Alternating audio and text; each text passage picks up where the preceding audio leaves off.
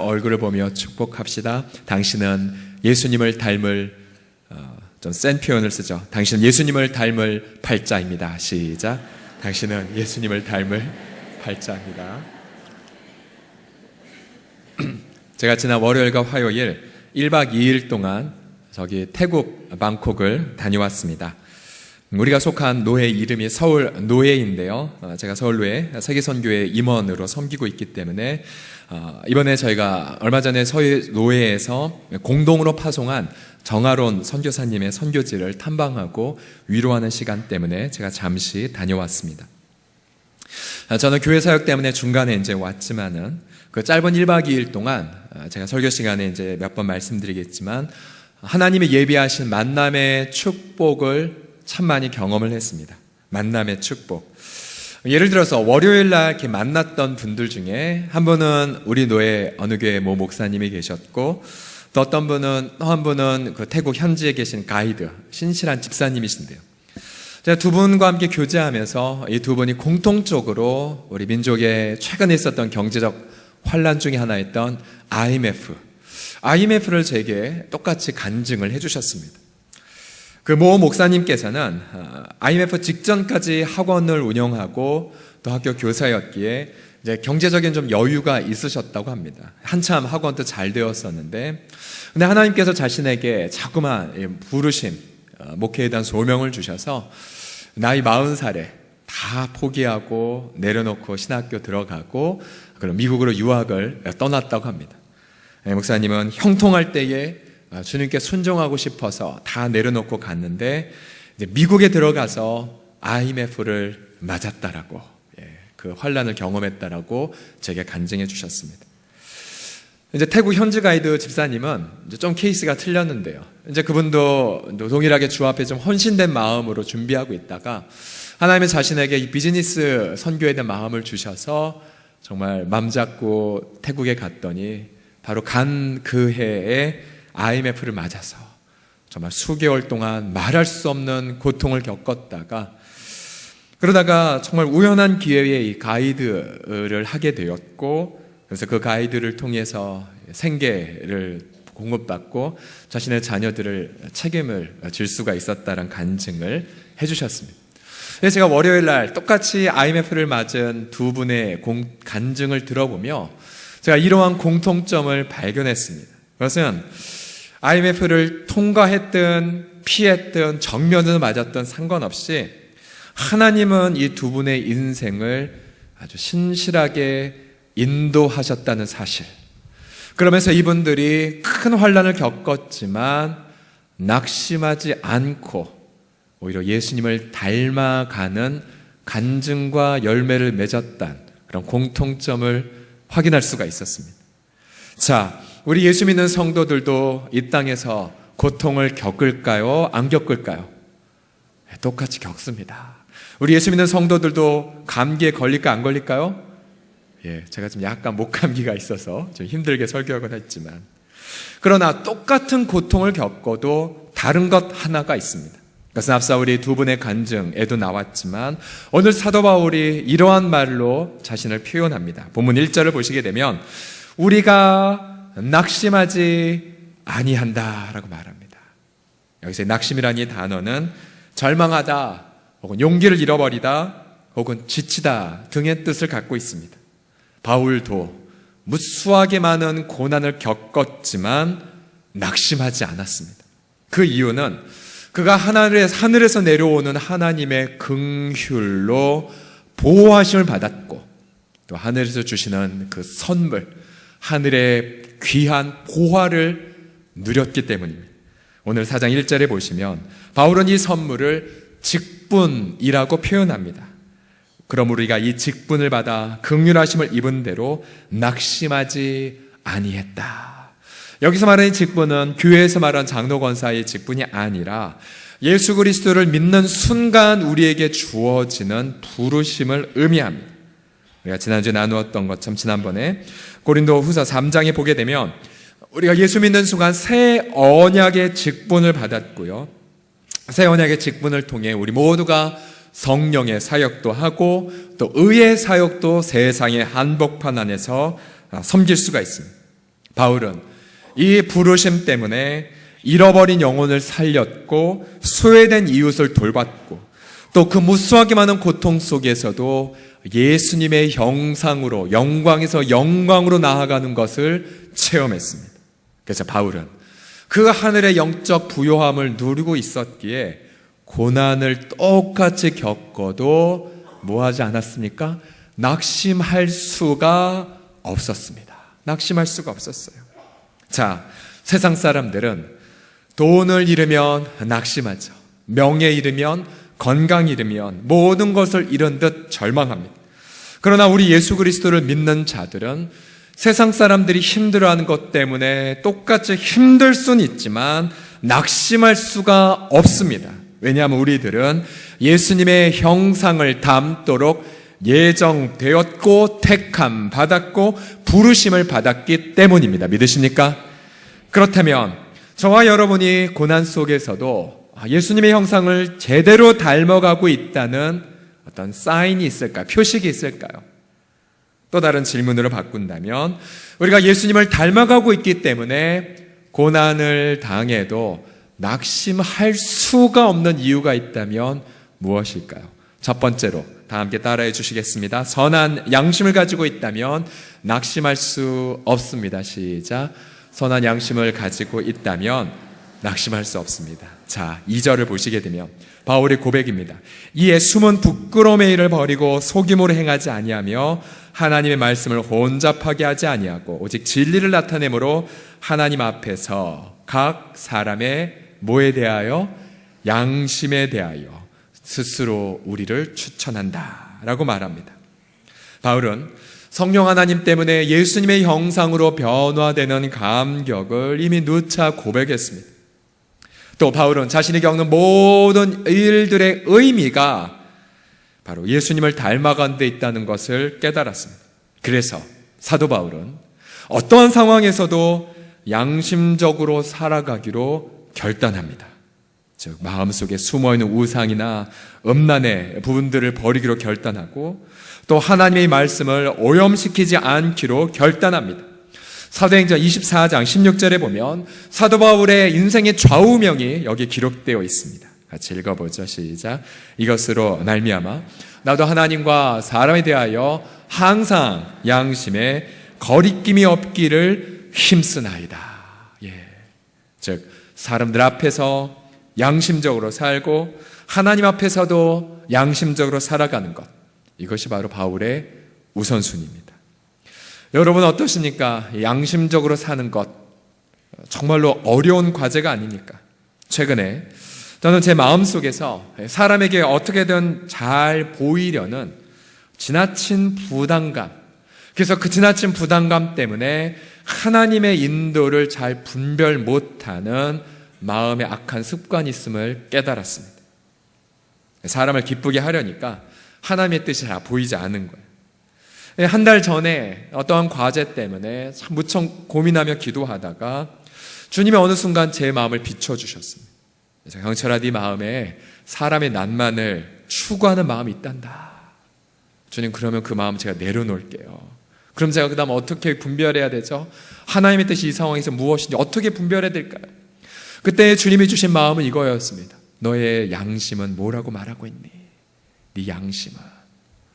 그래서 그 순간 제 양심의 목소리를 귀 기울여 보니까요, 여러분 그것 경험해 보셨죠? 양심의 목소리에 귀 기울인 순간 제가 뭘 해야 될지 분명히 나오더라고요.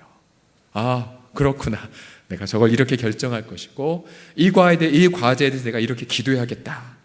그래서 제가 양심이 말하는 대로 결정을 하자 그 결정한 자락을 따라가니까 그곳에서 하나님이 예비하신 아주 많은 선물들을 제가 최근에 경험했었습니다. 도대체 목사님 무슨 걸 겪으셨길래 저렇게 좋아하시나 알고 싶으시면 커피 한 잔 들고 오십시오. 자, 그러면 공동체적으로도 우리가 이번에 여름에 왜 태백에 가서 미자리 교회를 섬길까요? 너무 간단합니다. 양심의 목소리 때문에 그래요. 양심의 목소리. 자, 보세요. 지금 저와 여러분은 이 시원한 에어컨 바람 밑에서 너무도 평안하게 이 좋은 음향과 또 저 영상으로 느긋하게 또 공연석에서만 보실 수 있는 의자에 앉아서 평안하게 예배드리죠. 그러나 우리 태백의 미자립교회, 한국교회 대부분이 미자립교회인데 에어컨 못 킵니다. 전기세 아까워서. 또 미자립교회 탐방을 가면요, 태백의 경우 대부분 사모님들을 낮에 못 만나요. 왜 그런 줄 아세요? 돈 벌러 나가셔야 되니까. 목사님들의 그런 사례비로는 생계를 유지할 수 없기 때문에 학습지 교사로, 또 보험으로, 또 성도 한 분이 그 교회에 방문하면 정말 마치 목사님들은 천하를 얻은 듯 기뻐하세요.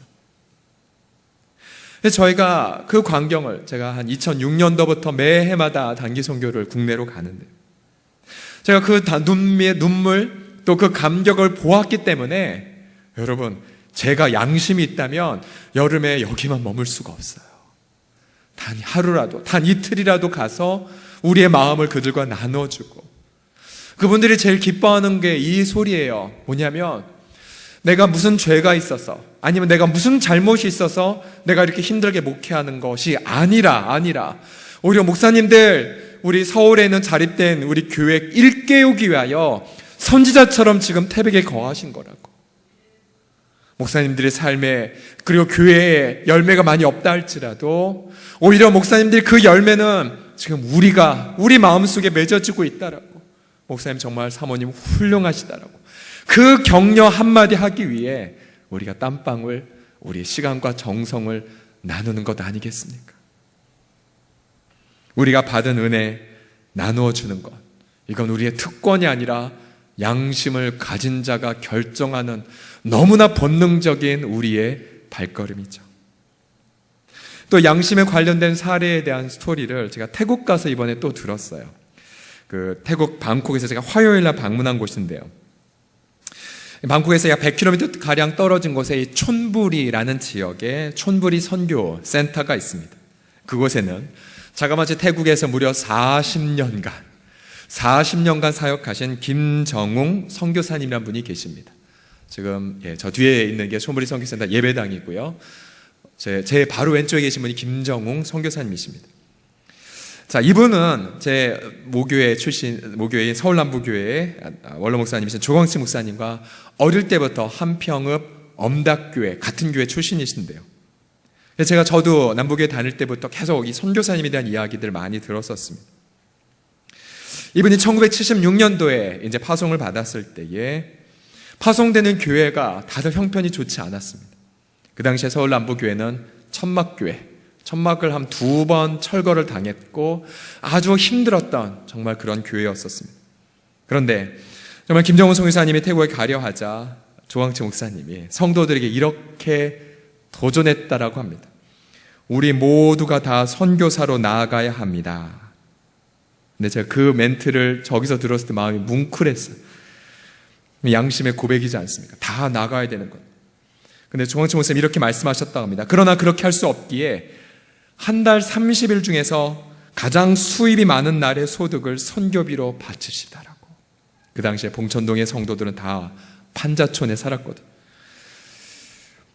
교인 중에 한 분이 리어카로 연탄을 나르는 분이 계셨는데 그 말씀 듣고 순종하셨대요. 연탄을 한 달 내내 나르면서 제일 수입이 많은 날 하루, 그날 하루 몽땅 하나님 앞에 선교 예물로 드렸다라고 합니다. 현재 촌부리 센터는요, 연세대학교 캠퍼스만큼의 넓이랍니다. 30만 평. 교회 예배당뿐만 아니라 신학교 건물, 고아원, 얼마 전까지만 해도 마약 중독자를 위한 재활원 시설이 있었습니다. 파인애플 농장, 고무나무 농장 등이 끝없이 펼쳐져 있고요. 한가운데 태국 모양의 거대한 호수도 있습니다. 근데 저 놀라운 하나님의 일하심은 선한 양심을 가진 자들의 헌신 때문에 일어났다는 사실을 보며 얼마나 제가 많은 감동을 했는지 모릅니다. 우리 사랑하는 성도들이요, 지금 이 순간 저와 여러분의 양심이 무엇을 말하고 계십니까? 여러분, 진짜 고난은요, 재정적으로나 가정적으로나 자녀적으로 어려운 게 고난이 아니에요. 정말 큰 고난은, 정말 큰 재난은 뭐냐면 고난 속에서 양심의 소리를 무시하고 살아가는 거, 강팍하게 살아가는 거, 선한 양심마저 잃어버린다면 그게 가장 큰 절망입니다. 여러분은 선한 양심의 목소리를 듣고 살아가십니까? 만약 고통 중에 있어도요, 선한 양심의 목소리를 듣고 그 길을 걷는다면 그분은 지금 인생 성공하고 계신 겁니다. 지름길로 걷고 계신 겁니다. 저는 저와 여러분 모두가 날마다 하나님과 사람 앞에서 선한 양심으로 살아가시기를 예수님의 이름으로 축복합니다. 두 번째로, 고난 속에서도 낙심할 수 없는 이유가 무엇이냐면, 잃어버린 영혼에 대한 긍휼이 있다면 낙심하실 수 없습니다. 3절과 4절에 보면 사도 바울이 왜 이 땅에는 많은 사람들이 복음을 거부하는가에 대한 설명을 이렇게 진행합니다. 만일 우리 복음이 가리었으면 망하고 있는 자들에게 가려진 것이라. 그 중에 이 세상의 신이 믿지 않는 자들의 마음을 혼미하게 하여 어둡게 만들어 그리스도의 영광의 복음의 광채가 비치지 못하게 함이니 그리스도는 하나님의 형상이니라고 말합니다. 즉, 이 세상의 신 사탄이죠. 사탄이 안 믿는 분들의 마음을 자꾸 어둡게 만듭니다. 그래서 복음을 들어도 깨닫지 못하고 하나님이 당신을 이렇게 사랑한다고 말해도 마음이 둔해서 그걸 모르는 것입니다. 3절에 보시면 망하는 자들에게 가리워진 것이라고 말했죠. 이 말은 무슨 말이냐면, 지금 누군가가 복음을 거부하고 있다는 것은 그가 지금 자신의 죄와 자신의 허물로 멸망을 향해 질주하고 있다라는 사인이라는 것입니다. 마치 낭떠러지가 그 앞에 있는데 불구하고 버스 안에 승객들이 가득 실린 채 질주하는 장면과도 같은 안타까운 장면이죠. 바울은 복음을 거부하고 있는 분들에게 대하여 자신의 안타까운 마음을 도처에 밝혔습니다. 예를 들어 로마서 1장 14절에 보게 되면 헬라인이나 야만이나 지혜 있는 자나 어리석은 자에게 다 내가 빚진 자라. 그러면 내가 할 수 있는 대로 로마에 있는 너희에게도 복음 전하기를 원한다라고 피력을 했습니다. 바울은 복음을 거부하는 분들을 보면 그들을 심판하거나 혐오감 있게 본 것이 아니라 자신이 그들에게 마치 거대한 빚을 진 것 같은 빚진 자의 심령으로 그들을 안타까이 여겼습니다. 로마서 11장 13절에도 보면 내가 이방인의 너희에게 말하노니 내가 이방인의 사도이만큼 내가 너희들에게 복음을 전한 이 자리가 너무도 영광스럽다라고 자랑했습니다. 바울의 마음속에는 잃어버린 영혼에 대한 긍휼이 가득했던 거죠. 자, 지난 2주 동안 터키와 방글라데시, 이라크 등지에서 순위파 이슬람 극단주의자들인 IS의 테러가 계속되었죠. 그들은 코란의 구절을 암송하지 못한 자들을 잔인하게 살해했습니다. 근데 여러분, 코란의 내용에 무엇이 들어있는 줄 아십니까? 예를 들어서 코란의 제4장 알-니사 158절에 보게 되면 이렇게 적혀 있어요. 실로 유대인과 크리스찬들은 예수를 죽이거나 십자가에 못 박지 못하였으나 예수가 못 박힌 것처럼 보이도록 한 것이며, 무슨 말인지 이해가 되십니까? 코란은 예수님이 십자가에서 죽지 않았다고 가르쳐요. 놀랍죠? 더군다나 이렇게 거룩한 선지자가 죄를 위해 저주를 받았다는 것, 그걸 인정하지 않습니다. 이 이슬람교가 발흥했던 이 아라비아 반도의 서기 7세기경에 당시에 영지주의 이단의 가르침의 내용이 무엇이냐면 예수는 죽지 않았다라는 것이었습니다. 근데 그 이단의 가르침이 그대로 이 코란에 녹아 들어가 있죠. 그래서 예수 그리스도의 죽으심, 예수 그리스도의 속죄의 제사를 정면으로 코란은 부정합니다. 또한 제5장 알마이다 74절을 보면은 성삼위일체, 이 코란에 보게 되면 성삼위일체라는 표현보다 세 분의 하나님 믿는 자들이라고 오해되고 있습니다. 우리는 성삼위일체의 교리가 하나님의 본체는 하나이지만 삼위로 계신다는 것, 인간의 지성을 이해되지 않는 교리이죠. 하나님은 한 분이지만 삼위로 계시는 교리. 그런데 이분들은 성삼일체를 믿는 자들 가리켜 처참한 징벌이 내릴 것이다라고 그렇게 말합니다. 결국은 이 코란의 내용 자체가, 이 체계 자체가 예수 그리스도의 속죄의 죽으심과 부활을 믿지 못하게 만들고 있습니다. 그들 배후에는 악한 영이 그리스도의 복음의 광채가 마음에 비치지 못하도록 역사하고 있는 거죠.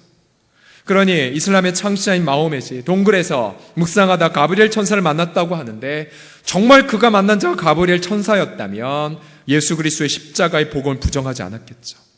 그가 만난 동굴의 천사는 과연 누구였을까요? 결국 코란에서 말한 알라는 참 하나님이 아닙니다. 왜냐하면 하나님의 형상인 그리스도를 부정하기 때문이죠.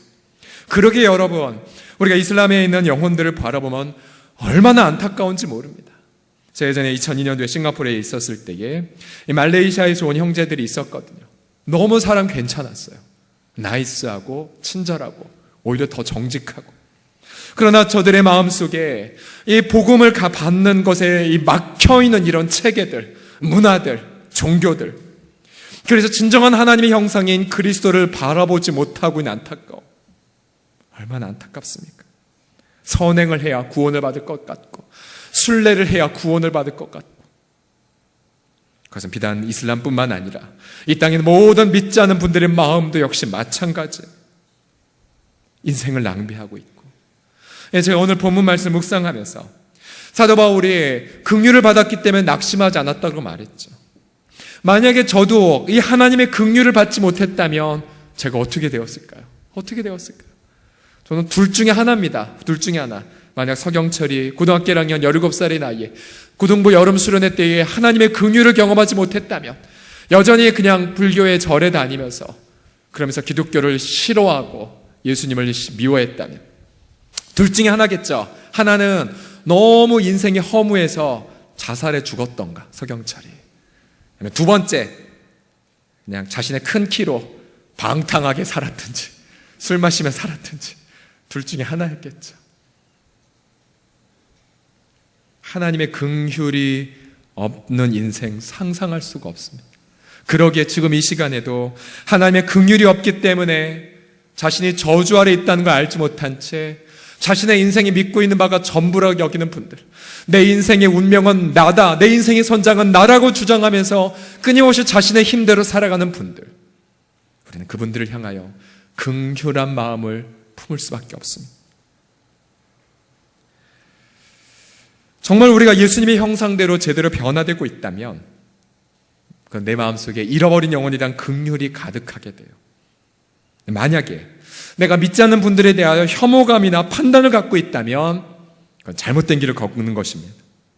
잃어버린 영혼에 대한 긍휼을 더욱 가지십시오. 우리 앞서 일부 예배 때 전도폭발 훈련 간증하신 분의 고백이 동일하게 고백이었어요. 2년 동안 이 훈련을 받으니까 정말 그리스도의 마음을 품게 된다는 간증이 있었습니다. 전도폭발의 훈련, 중보기도 사역의 훈련 등등, 우리는 이 훈련을 통하여 예수님을 닮아갈 수 있는 마음의 기틀을 얻게 됩니다. 수년 전에 울진으로 단기 선교를 갈 때였습니다. 한 남자 집사님이 자신의 식구들 모두를 다 데리고 왔는데요, 제가 직장 상황을 물어보니 안타깝게도 직장에 좋지 않은 일이 생겨서 직장을 그만둔 상황, 당장의 가장으로서 생계를 이어갈 길이 막막한 상황이었습니다. 그런데 이분이 당황하지 않고 그냥 주 앞에 다 맡겨버린 채 가족들 데리고 다 단기 선교에 온 거였어요. 목회자 입장에서 이런 성도들 보면요, 더 마음이 안타까워요. 안타까워요. 이분들은 정말로 그 어떤 해보다 더 땀 흘려서 복음을 증거하고 자신이 가지고 있는 재능으로 영혼들을 섬겼습니다. 결국은 단기 선교가 마무리가 됐고, 그리고 얼마 안 있다가 이런 소식이 들렸어요. 목사님, 하나님의 은혜로 다시 이 일을 시작할 수가 있게 되었어요.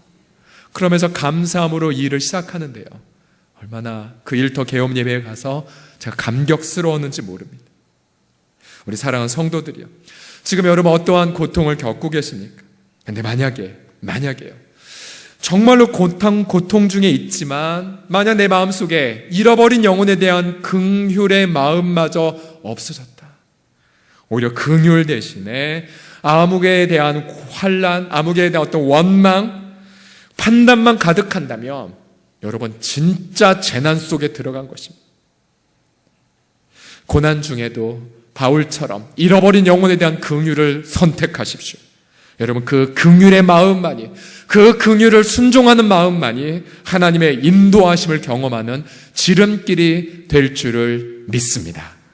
우리 옆사람 보면서 이렇게 고백할까요? 양심이 있다면 태백에서 만납시다. 시작. 양심이 있다면 태백에서 만납시다. 세 번째로, 우리가 고난 중에서도 낙심할 수 없는 이유가 무엇이냐면 겸손해진다면 낙심할 수 없습니다. 바울은 자신이 전하는 메시지를 5절에서 두 가지로 정리합니다. 첫 번째로는 우리는 우리를 전파하는 것이 아니라 오직 그리스도 예수의 무엇 되시며 주 되심, 예수님이 주 되시는 것을 바울은 첫 번째로 전했고요. 두 번째로는 전한 건 무엇이냐면 이것은 예수님의 주 되심을 전하는 그릇 역할이었는데요. 두 번째로 보십시오. 또 예수님 때문에 우리가 너희의 뭐가 됐다고요? 종이 된 것을 전파함이라. 우리의 종 된 것을 전파함이라. 그러니 사도 바울은 이 두 가지를 균형 있게 정했습니다. 바울은 언제나 자신이 사도라는 특권 의식으로 마치 갑이 된 것 마냥 성도들에게 그렇게 고압 자세로 전하지 않았습니다. 바울은 언제나 성도들을 섬김에 종의 마음을 먼저 가졌고 그 종의 마음 속에서 예수님의 주 되심을 전했습니다. 5절을 다시 보실까요? 우리 다시 한번 같이 읽어보죠. 5절 시작. 우리는 우리를 전파하는 것이 아니라 오직 그리스도 예수의 주 되신 것과 또 예수를 위하여 우리가 너희의 종된 것을 전파함이라. 자, 우리는 이 9절에서 복음을 증거하는 위대한 비결을 발견합니다. 내가 누군가에게 예수님을 전하고 싶다면 여러분 그 사람을 섬기십시오. 종처럼 섬기십시오. 그 사람이 여러분의 배우자나 여러분의 자녀들은 이웃이 예수님을 만나길 원한다면 여러분 그분 앞에서 예수님 때문에 섬기십시오. 우리 예수님이 자신의 구세주 되심을 드러내기 위하여 우리에게 무엇을 하셨습니까? 그분은 발을 닦아주셨죠. 그분은 질병을 대신 짊어지셨죠. 그분은 친히 밤이 맞도록 기도해 주셨고 그분은 하나님 말씀을 일깨워 주셨습니다. 그분은 친히 죄의 대가를 짊어지셨고 그분은 친히 스스로를 자신을 낮추셨죠. 그리고 죽음 넘어 지옥에까지 내려가셨습니다. 그분이 낮아지시자 우리는 치유를 받았고 그분의 낮아지심 때문에 우리는 영생을 얻고 하나님의 아들, 딸들로 입양이 되었습니다. 할렐루야. 그러기에 혹시나 여러분 고난 중에서 오히려 교만한 마음, 높은 마음이 들어서 누군가를 판단하거나 정죄하고 계십니까? 그러면 이미 여러분의 마음은 재난의 절정에 치달은 것입니다. 그러나 반대로 고난에도 불구하고 경제적인 어려움이든 여러 가지 어려움에도 불구하고 여러분의 배우자를 예수님처럼 더 섬기십니까? 혹은 고난에도 불구하고 여러분의 자녀들을 어려움에도 불구하고 다음 세대를 어려움에도 불구하고 교회에서 여러 가지 모습으로 섬기십니까? 그러면 지금 여러분은 성공하고 계신 겁니다. 지금 여러분 예수님이 기뻐하는 길을 걷고 있는 것입니다. 그러게 우리는 고난 중에서 주님이 주신 이 겸손의 마음을 우리 가운데 주신다면 우리는 힘들어도 낙심할 수가 없어요. 왜냐하면 우리는 예수님을 닮아가는 가장 좋은 지름길로 가고 있기 때문입니다. 제가 앞서 계속 태국에 1박 2일 다녀온 그 이야기를 들려드렸는데요.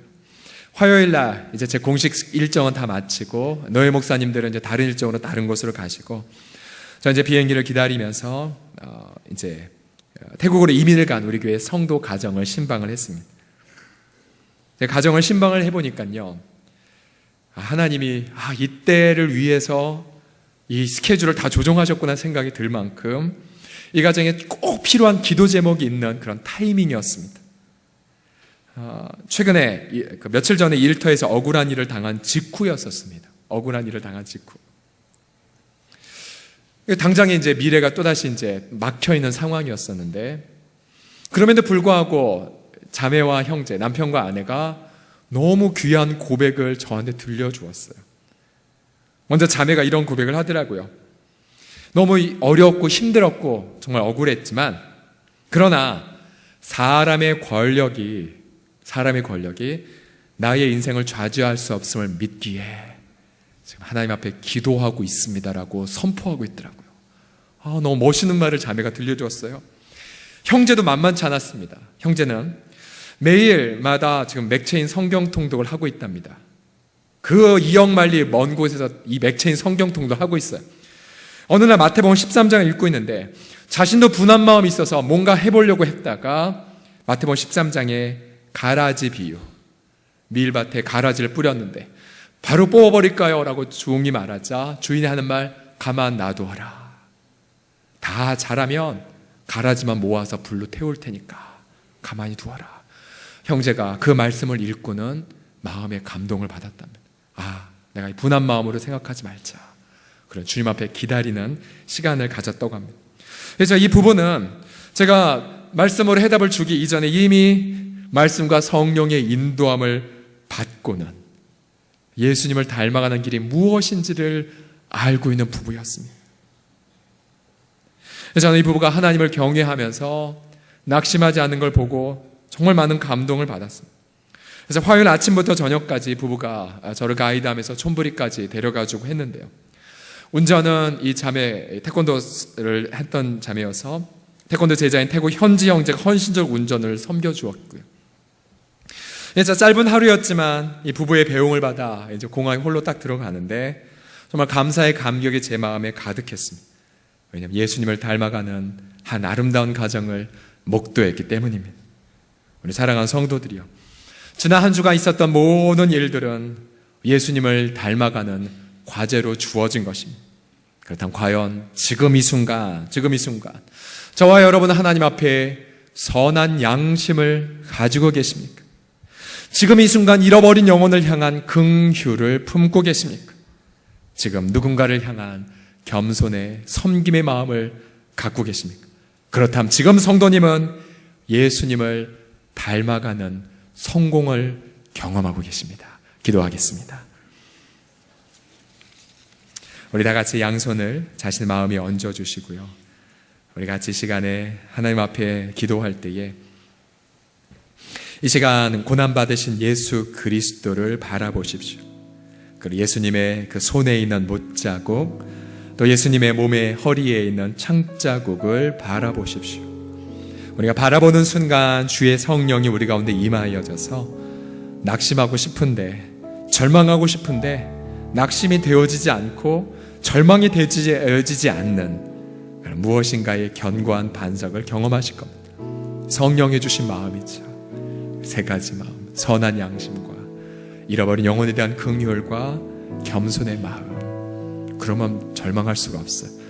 포기할 수 없어요. 주님의 형상으로 닮아가고 있기에 같이 이 시간 우리 마음의 아픔을 토로하고요, 주님을 바라볼 때에 이 시간 성령의 부어짐을 경험하실 것입니다. 우리 다 같이 주의 이름 앞에 기도하겠습니다. 기도합시다. 살아계신 아버지 하나님, 감사하나이다. 주의 이름을 부르는 자마다 아버지 구원을 받는다고 말씀하심을 찬양합니다.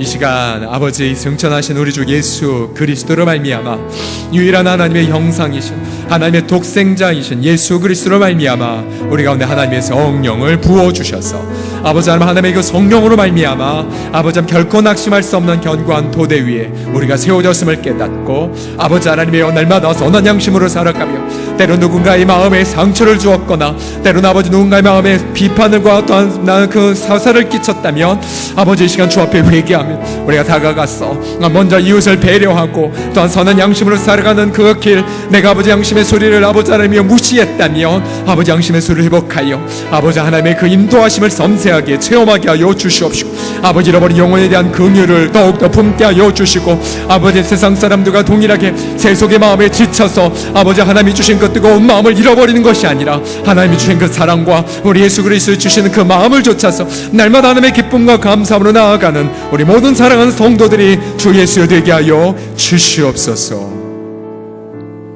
이 시간 영적으로 죽어있는 영혼들 예수 그리스도의 이름으로 말미암아 영적으로 깨어날지어다.